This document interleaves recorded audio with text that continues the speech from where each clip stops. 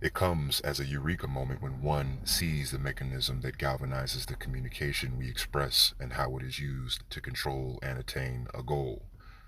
I've heard it said that the weaker sex are better at communication, and quite frankly, I would have to disagree. They are indeed more sophisticated in using that communication to gain that which they desire, to probe for resources and strengths, and at times things even more vindictive. Obviously, women cannot overpower men physically, so they've been endowed with more subtle means to infiltrate and control. Plus, their perceived beauty and helplessness acts as a lubricant to sway and persuade you. The problem is, in part, one of our biology, two, of indoctrination, and lastly, the ovarian-centric society in which we live, where the views, concerns, sexuality, and other forms of propaganda have been disseminated to ensure and guarantee women are inseminated. We never think to question it. After all, we are a byproduct of this very phenomenon. I've had and still have the anxiety of working with women, and one can see their mode of communication or lack thereof on full display. You see, women, I've noticed, interact with men primarily in three ways. One is body language. Two, they wait for you to initiate a conversation with them. And lastly, they engage you, although typically it's after you've elicited some form of jealousy within her, typically after you've talked to another female competitor. Perhaps this is unique to me, although I doubt, but I cannot recall the last time a woman that I didn't know approached me and just simply said, "Hello, how are you today?"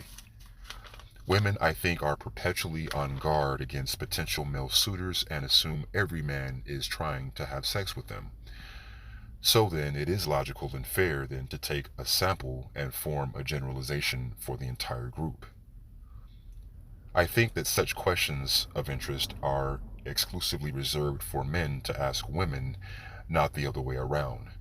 Women have zero interest in men whose existence isn't dependent upon them, as we exist to only entertain, adorn them with attention, and confer our adoration, time, and resources, which, believe it or not, are in abundance.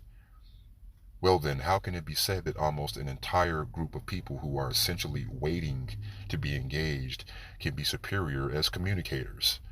The test, or shit test as it were, are pretexts employed to measure your reproductive worth, stability, and to see if you'd make a good candidate to serve. These don't always come in the form of a question, however, and can be challenging to mark if one hasn't been made aware this phenomenon exists to begin with. One would have to not only know men are viewed as solely utilities testes, but one would need to believe and internalize this, which means adopting a completely different outlook, which one can have dire and unwelcoming consequences. After all, the entire platform of the solipsistic human has emanated from this paradigm, and to abnegate is to immediately assume persona non grata.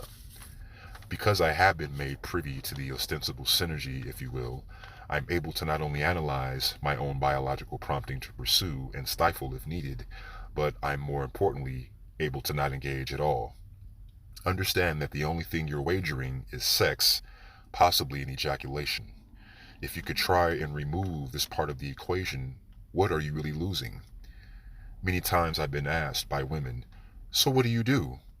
Which is straightaway an attempt of assessing your value with a trajectory of consummating the parasite-host dynamic via childbirth. No punch is being pulled with this one, and it isn't as covert or cloaked as the others. Before consuming the red pill, I always felt this question rude and undeserving to the one asking it. No concern of my personhood for my humanity, just simply, how much money do you offer me? Some not so obvious examples of this seem innocuous from the outset, but be mindful and vigilant. There almost always exists an ulterior motive and pretext. Upon implementing, at the time, although unknowingly, tactics when around women such as indifference and withdrawing that which they desperately seek, attention, I've noticed they don't fare too well with not getting attention or your free time and conversation. And often this results in hostility and even offense taking. The precursory nature they are operating on is the assumption that you want to have sex with them, that you want to have kids and that you need their validation, and by not engaging them is seen as a slight to their entitlement. Additionally, this seems to collide with the unilateral argument that women are only seen as sex objects. Well, seems to me they see themselves as such and expect remuneration in exchange. Fair enough. After all, babies aren't cheap. But where does this leave a male such as myself who doesn't want children, a wife, a family? Wherefore then is my motivation to engage, to impress, to compete, to toil? It evaporated the moment I realized existence is merely a reproduction racket, compounded with false notions of justice, wealth, intelligence, purpose, love, and sacrifice. Oh well, come